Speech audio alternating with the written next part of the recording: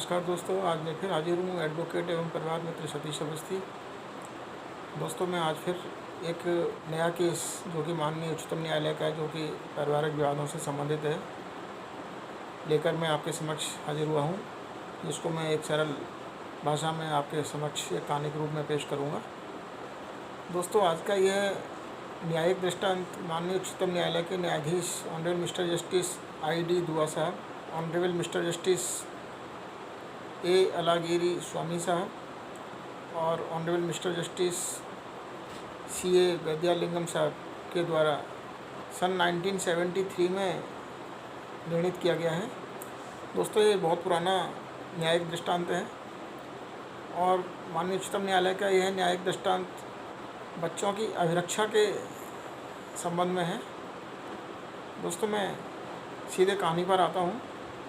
इस कहानी में दोनों पति पत्नी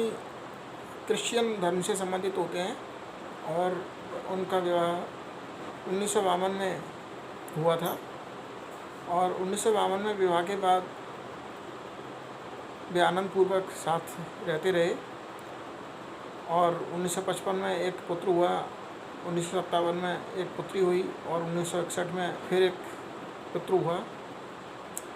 इस प्रकार उनके 3 बच्चों का जन्म हुआ, जिनमें 2 पुत्र थे और एक पुत्री। इस तरह लगभग 10 साल के इस दाम्पत्य जीवन में उनके बीच में पारिवारिक विवाद होने शुरू हो गए और 1962 में पत्नी ने माननीय अधीनस्थ न्यायालय के समक्ष जुडिशल सेपरेशन के लिए, न्यायिक पृथक्करण के लिए इंडियन डिवोर्स एक्ट 1869 के तहत एक याचिका पेश की और यह याचिका यह कहते हुए पेश की कि उसका पति उसे और उसके बच्चों के साथ में मारपीट करता है, शारीरिक और मानसिक क्रूरता पैदा करता है और इस प्रकार उसने माननीय न्यायालय से जुडिशल सेपरेशन यानी न्यायिक पृथक्करण की डिक्री दिए जाने की प्रार्थना की। दोस्तों, यहाँ ये बता देना आवश्यक है कि यहाँ जो पति है वो मद्रास हाई कोर्ट में एक अच्छे एडवोकेट हैं, लेकिन इन्हीं पारिवारिक विवादों के कारण उनकी माली हालत बहुत ख़राब हो चुकी होती है और पत्नी अपने पति से अलग रहते हुए एक स्कूल चलाती हैं। स्कूल बहुत अच्छा चल रहा होता है और पत्नी अपने पति से अच्छी आय अर्जित कर रही होती हैं। इस प्रकार यह जुडिशल सेपरेशन का मुकदमा करीब 2 साल तक चलता रहा और इसमें माननीय अधीनस्थ न्यायालय ने जुडिशल सेपरेशन की डिक्री तो प्रदान कर दी, लेकिन साथ में बच्चों की अभिरक्षा के संबंध में दोनों की सहमति को देखते हुए बड़े पुत्र को तो उसके पिता के साथ में रहने के आदेश किए और बाकी दोनों छोटे बच्चों को उनकी माता के साथ में रहने के आदेश किए। और जहाँ तक भरण पोषण राशि का प्रश्न था, तो इसमें ये आदेश किए गए कि पति अपनी पत्नी को 200 रुपये प्रति माह भरण पोषण राशि अदा करेगा। लेकिन दोस्तों, क्या होता है कि कुछ ही दिनों बाद बड़े बेटे का जन्मदिन आता है और इस जन्मदिन के अवसर पर उसकी माँ उसको एक फाउंटेन पेन गिफ्ट करना चाहती है, जिसे बड़ा बेटा प्राप्त कर लेता है।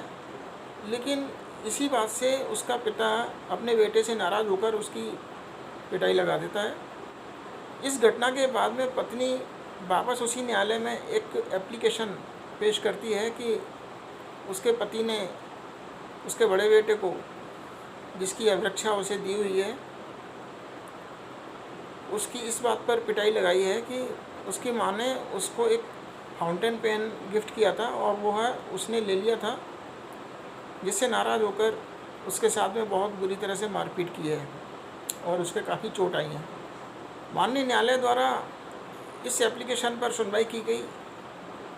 और देखा कि वास्तव में पिता के द्वारा पिटाई की गई है, तो उन्होंने यह निर्णय दिया कि बड़ा पुत्र भी अपनी माता की अभिरक्षा में ही रहेगा। इस तरह ये प्रार्थना पत्र माननीय अधीनस्थ न्यायालय द्वारा निर्णित कर दिया गया इस आदेश से व्यथित होकर पिता जिला न्यायालय में अपील लेकर के पहुंचा और साथ में उसने जुडिशल सेपरेशन की डिग्री थी उस आदेश की भी अपील पेश की, जहां माननीय जिला न्यायालय ने जुडिशल सेपरेशन की डिग्री को तो कंफर्म कर दिया तथा साथ ही जो अभिरक्षा से संबंधित विवाद था उसमें यह निर्णय दिया कि बड़ा पुत्र अपने पिता के साथ ही रहेगा और जो पुत्री है वह बोर्डिंग स्कूल में उसका एडमिशन कराया जाएगा, जिसका खर्चा दोनों बराबर बराबर वहन करेंगे। और जहां 200 रुपये प्रतिमाह भरण पोषण राशि के आदेश अधीनस्थ न्यायालय के द्वारा किए गए थे, उसके स्थान पर 150 रुपये प्रतिमाह भरण पोषण राशि दिए जाने के आदेश कर दिए। इस आदेश से व्यथित होकर पत्नी ने उसी न्यायालय में इस आदेश में संशोधन किए जाने का एक प्रार्थना पत्र पेश किया। इस प्रार्थना पत्र पर सुनवाई के बाद में माननीय न्यायालय ने अपने आदेश में संशोधन करते हुए पुत्री को उसकी माता को ही सौंपे जाने के आदेश कर दिए और जहां 200 रुपये के स्थान पर 150 रुपये प्रतिमाह के आदेश किए गए थे वह वापस 200 रुपये प्रतिमाह के आदेश प्रदान कर दिए। लेकिन यहाँ पत्नी जहाँ अपने बड़े पुत्र को भी अपनी अभिरक्षा में चाहती थी, वह उसका उद्देश्य सफल नहीं हो सका, इसलिए वह इस निर्णय से संतुष्ट नहीं हुई और वह मद्रास हाईकोर्ट की सिंगल बेंच के समक्ष अपनी अपील लेकर के उपस्थित हुई। मद्रास हाईकोर्ट की सिंगल बेंच के समक्ष यह मामला चलने के दौरान दोनों पक्षों के द्वारा इसमें बहुत सारी एप्लीकेशंस पेश की गई। पत्नी के द्वारा जहां यह एप्लीकेशंस पेश की गई कि उसके पति ने भरण पोषण राशि का भुगतान नहीं किया है, इसलिए उसके पक्ष को नहीं सुना जाए।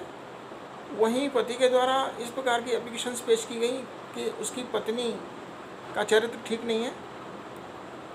और बाकी दोनों बच्चों की भी अभिरक्षा उसे ही दिलवाई जाए।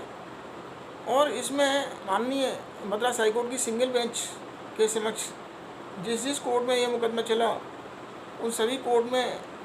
संबंधित जजेस की शिकायत की गई,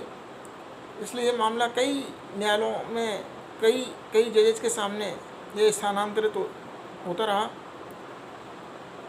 आखिर में माननीय मद्रास हाईकोर्ट की सिंगल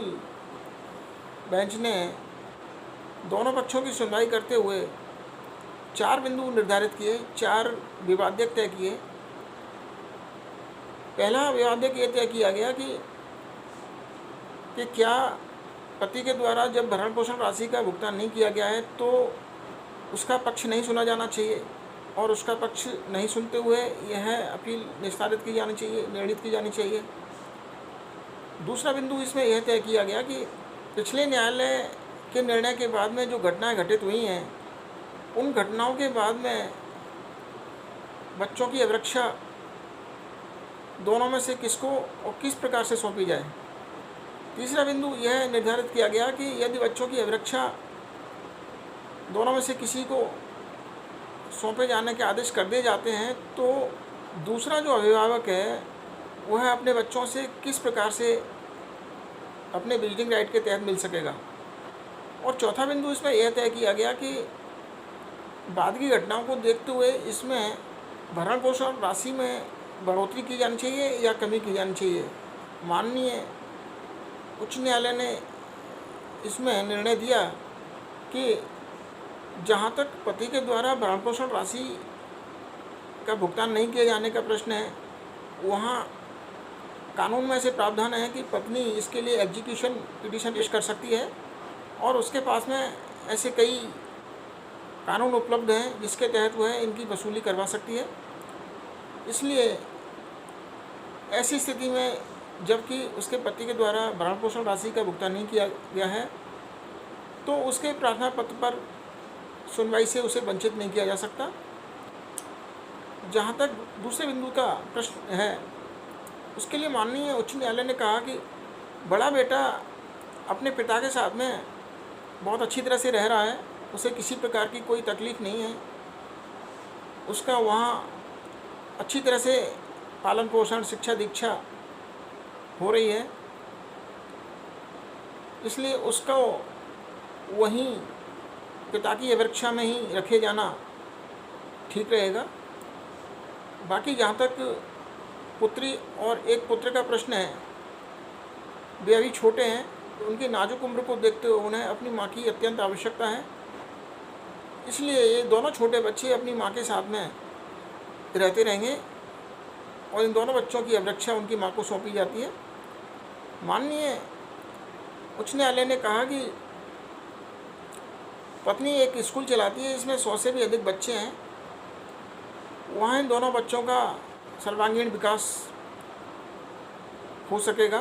उच्च न्यायालय ने कहा कि पत्नी एक स्कूल चलाती है और वह अपने पति से ज़्यादा आय अर्जित करती है, इसलिए उसे 100 रुपये प्रति माह ही दिलाया जाना ठीक होगा। इस प्रकार माननीय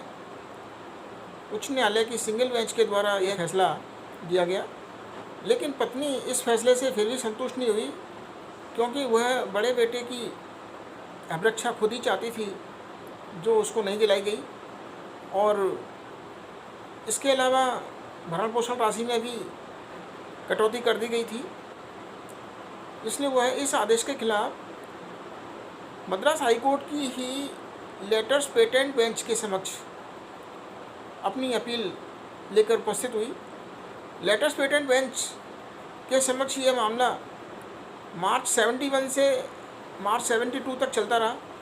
लगभग 1 साल तक विचाराधीन रहा। इस दौरान बहुत सारे एप्लीकेशंस इन दोनों पक्षों के द्वारा वहाँ पेश की गई, जहाँ पति का यही तर्क था कि दोनों बच्चों की अभिरक्षा उसको दिलवाई जाए, क्योंकि उसके पत्नी का चरित्र ठीक नहीं है। वहीं पत्नी का यह कहना था कि वह अपने बच्चों को अच्छी तरह रख सकती है,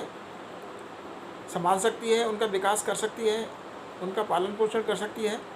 लेकिन माननीय उच्च न्यायालय की लेटर्स पेटेंट बेंच के द्वारा दोनों पक्षों को सुने जाने के बाद में अपना निर्णय दिया कि तीनों ही बच्चे पति की अभिरक्षा में दिए जाते हैं, और जहाँ तक पिछले बकाया भरण पोषण राशि की अदायगी का प्रश्न है, तो माननीय उच्च न्यायालय की इस लेटर्स पेटेंट बेंच ने कहा कि पत्नी बहुत अच्छी आय अर्जित करती है, बहुत अच्छा स्कूल वह रन करती है, स्कूल चलाती है, वह अपने पति से ज़्यादा आय अर्जित करती है। उसने जहां अपने स्कूल के लिए एक मिनी बस खरीदी है और गांव में एक कृषि भूमि खरीदी है, वहीं उसके पति की आर्थिक स्थिति इतनी कमज़ोर है कि उसका जो घर है वह गिरवी रखा हुआ है, और गांव की 1.5 एकड़ ज़मीन भी बेचनी पड़ी है, और उसके साथ में उसे सब कुछ बेचना पड़ा है। इसलिए जो बकाया भुगतान का प्रश्न है वह सब माफ़ किया जाता है, और भरण पोषण राशि भविष्य में भी दिलवाया जाना उचित नहीं समझा गया। इस प्रकार माननीय उच्च न्यायालय की लेटर्स पेटेंट बेंच ने तीनों बच्चों की अभिरक्षा और कोई भी भरण पोषण राशि नहीं दिलाए जाने के आदेश किए। माननीय उच्च न्यायालय की इस लेटर्स पेटेंट बेंच ने यहाँ तक आदेश दिए कि यदि पत्नी अपने दोनों बच्चों को अपने पति को नहीं सौंपती है, तो उसका पति पुलिस की सहायता भी प्राप्त कर सकेगा। इस निर्णय से पत्नी का व्यथित होना निश्चित था, क्योंकि जहां वह अपने बड़े पुत्र को भी चाहती थी अपनी अभिरक्षा में, अब यहाँ तो उसको तीनों ही बच्चों को उसकी अभिरक्षा से वापस ले लिया गया। इसलिए वह माननीय उच्चतम न्यायालय की शरण में आर्टिकल 136 कॉन्स्टिट्यूशन ऑफ इंडिया के तहत SLP के साथ में उपस्थित हुई। माननीय उच्चतम न्यायालय ने लेटर्स पेटेंट बेंच के इस निर्णय को देखते हुए कहा कि जहां ऐसे पारिवारिक विवाद, जहां पति पत्नी बहुत पढ़े लिखे हों, अच्छे परिवार से संबंधित हों, प्रतिष्ठित लोग हों, वहां पुलिस को इस तरह से हस्तक्षेप नहीं करने दिया जाना चाहिए, और फैसला ऐसा होना चाहिए जो लागू किया जा सके। इस पर माननीय उच्चतम न्यायालय ने लेटेस्ट पेटेंट बेंच का पुलिस से संबंधित जो आदेश था उसको नकार दिया। उसमें दोनों पक्षों की इस आपत्ति पर धारा 25 गार्जियन एंड बार्स एक्ट 1890 के प्रावधान इस पर लागू होते हैं या नहीं होते हैं, इस पर बहस किए जाने के निर्देश दिए। बहस के दौरान यह स्पष्ट हुआ कि धारा 25 गार्जियन एंड बार्स एक्ट 1890 में स्पष्ट प्रावधान है कि यदि बच्चों को उसके संरक्षक की अभिरक्षा से छीन लिया जाता है या ले लिया जाता है तो माननीय न्यायालय यह आदेश कर सकता है कि वह उन बच्चों को उसके संरक्षक की अभिरक्षा में दिए जाएं। लेकिन यहाँ न्यायालय को यह देखना होता है कि ऐसे बच्चों का हित और कल्याण, सर्वांगीण विकास, शिक्षा की दृष्टि से, चिकित्सा की दृष्टि से हर प्रकार से संभव है या नहीं। माननीय उच्चतम न्यायालय ने कहा कि इंडियन डिवोर्स एक्ट 1869 में जो धारा 41 में प्रोविज़न है वह यह प्रोविज़न है कि न्यायालय सुनवाई के दौरान बच्चों की अभिरक्षा के संबंध में अंतरिम आदेश भी कर सकती है और डिक्री भी जारी कर सकती है। और धारा 42 में यह प्रावधान है कि डिक्री पारित किए जाने के बाद में भी वह बच्चों की अभिरक्षा के संबंध में सुनवाई कर सकती है और ऐसे आदेश पारित कर सकती है। लेकिन यह तभी संभव है जब बच्चों की उम्र जहाँ पुत्र है वहाँ 16 वर्ष से अधिक नहीं हो और जहाँ पुत्री है उसकी उम्र 13 वर्ष से अधिक नहीं हो। लेकिन इस मामले में बड़ा बच्चा 16 वर्ष से ज़्यादा उम्र का हो चुका है और पुत्री है वो 13 वर्ष से अधिक की हो चुकी है, इसलिए यहाँ इंडियन डिवोर्स एक्ट लागू नहीं होता है। इसीलिए पति ने गार्जियन एंड बार्स एक्ट 1890 के प्रावधानों का सहारा लिया है। माननीय उच्चतम न्यायालय ने कहा कि इंडियन डिवोर्स एक्ट के तहत जो पहले आदेश दिए गए थे वह अब निर्जीव हो गए हैं। ऐसे मामलों में कानूनी पेचीदगियों, कानूनी गलतियों, तकनीकी रूप से पक्षकारों को वंचित नहीं किया जाना चाहिए। माननीय उच्चतम न्यायालय ने कहा कि जहां इंडियन डिवोर्स एक्ट लागू नहीं होता है वहां गार्जियन एंड बार्स एक्ट के प्रावधानों का लाभ दिलाया जा सकता है और जहां गार्जियन एंड बार्स एक्ट की धारा 25 का लाभ नहीं दिलाया जा सकता वहां धारा 19 का भी लाभ दिलाया जा सकता है। लेकिन इस मामले में पति धारा 25 गार्जियन एंड बार्स एक्ट के प्रावधानों के तहत अपना मामला चलाए जाने के लिए पूर्ण रूप से समर्थ और सक्षम है और उसका यह मामला पूर्ण रूप से पोषणीय है। माननीय उच्चतम न्यायालय ने इसमें आगे कहा कि हमारे समाज का ताना बाना परिवारों से ही बुना हुआ है और परिवार समाज के हृदय की तरह होते हैं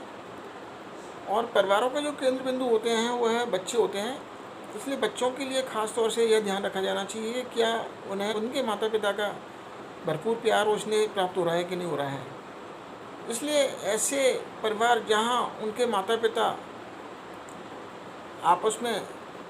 कानूनी मुकदमों में उलझे हुए हों वहां गार्जियन एंड बार्स एक्ट के तहत कोर्ट का यह कर्तव्य है कि वह बच्चों के हित, कल्याण, उनके विकास और उनके माता पिता के अधिकारों के बीच में संतुलन बनाए रखें।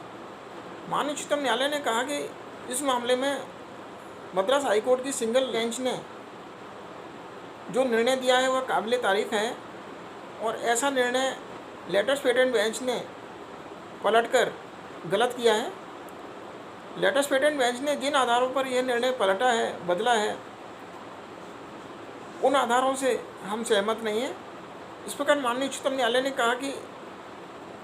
इस मामले में जहां पुत्री का प्रश्न है उसको अपनी माँ की अपेक्षा में ही रहना ज़्यादा ठीक रहेगा, क्योंकि एक पुत्री को अपनी माँ की गाइडेंस, माँ के मार्गदर्शन की बहुत ज़्यादा आवश्यकता होती है। एक पुत्री के लिए उसकी माँ एक अच्छी मित्र होती है और जैसे जैसे पुत्री बड़ी होगी वैसे वैसे उसे अपनी माँ की आवश्यकता ज़्यादा महसूस होगी। और जहाँ तक सबसे छोटे पुत्र का प्रश्न है वो है अभी बाल्यावस्था से किशोरावस्था की ओर बड़ा हो रहा है, इसलिए उसको भी अपनी माँ की अभिरक्षा की बहुत आवश्यकता है। इसलिए इन दोनों बच्चों को माँ की अभिरक्षा में ही रखा जाना ठीक रहेगा। और इस प्रकार माननीय उच्चतम न्यायालय ने मद्रास हाईकोर्ट की सिंगल बेंच का निर्णय बहाल रखते हुए लेटेस्ट पेटेंट बेंच का निर्णय पास कर दिया। भरण पोषण राशि के संबंध में माननीय उच्चतम न्यायालय ने कहा कि आर्टिकल 136 कॉन्स्टिट्यूशन ऑफ इंडिया के तहत उच्चतम न्यायालय को भरण पोषण राशि के बिंदु पर लेटेस्ट पेटेंट बेंच के निर्णय में हस्तक्षेप करने का क्षेत्राधिकार हासिल नहीं है। माननीय उच्चतम न्यायालय ने कहा कि हालांकि लेटेस्ट पेटेंट बेंच ने स्थायी भरण पोषण राशि के संबंध में अपना जो निर्णय दिया है उससे हम सहमत नहीं हैं, लेकिन क्योंकि यह न्यायालय इस निर्णय में हस्तक्षेप नहीं कर सकती है, इसलिए भरण पोषण राशि के संबंध में यह अपील खारिज की जाती है। इस प्रकार माननीय उच्चतम न्यायालय ने बच्चों की अभिरक्षा के संबंध में सिंगल बेंच का निर्णय बहाल रखा, स्थायी भरण पोषण राशि के संबंध में अपना निर्णय लेटेस्ट पेटेंट बेंच का निर्णय ही बहाल रखा, और इस तरह माननीय उच्चतम न्यायालय द्वारा यह मामला निर्णित किया गया। दोस्तों, हमें इस केस से यही सीखने का अवसर प्राप्त होता है कि बच्चों की अभिरक्षा के संबंध में तमाम कानूनों के होते हुए भी न्यायालय का नज़रिया यह होता है कि बच्चों का हित और कल्याण, उनका सर्वांगीण विकास किस अभिभावक के साथ है, और बच्चों का हित ही सर्वोपरि होता है। तो दोस्तों, आपको आज का यह न्यायिक दृष्टांत और इस न्यायिक दृष्टांत के आधार पर सुनाई गई यह कहानी पसंद आई होगी। आप इसको ज़्यादा से ज़्यादा शेयर करें। आपने इस वीडियो को अंत तक देखा है, इसके लिए आपको बहुत बहुत धन्यवाद। मैं इसी प्रकार रोज़ आपके लिए माननीय उच्चतम न्यायालय द्वारा निर्णित जो पारिवारिक विवादों से संबंधित नज़ीरें होती हैं उनको एक सरल कहानी के रूप में प्रस्तुत करता रहूँगा। तब तक के लिए आपको बहुत बहुत नमस्कार।